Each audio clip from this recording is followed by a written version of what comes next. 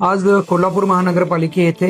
आढावा बैठक झाली आणि आढावा बैठकीमध्ये आढावा घेत असताना कोल्हापूरमध्ये असणारा जिवंत आणि ज्वलंत प्रश्न जे वेगवेगळ्या माध्यमातून प्रचार प्रसार माध्यमातून बातम्या येतात, मला या ठिकाणी कोल्हापूरच्या जनतेला, शहरातील जनतेला आवाहन करायचंय की येणाऱ्या हा पाऊस असल्यामुळे थोडंसं डिले झालं, पण वेगवेगळ्या योजनेअंतर्गत मी कोल्हापूर शहरामध्ये किमान 100 कोटीचे रस्ते वेगवेगळ्या हेडच्या माध्यमातून आपण लवकरात लवकर पूर्ण करण्याचा आज या आढावा बैठकीमध्ये निर्णय झाला. यासाठी राज्य सरकार, केंद्र सरकार आणि त्याचबरोबर कोल्हापूर जिल्ह्यातील जिल्हा नियोजन समितीच्या वतीनं आणि वेगवेगळे हेड म्हणजे त्यामध्ये दलित वस्ती असेल, या दलित उत्तर असेल,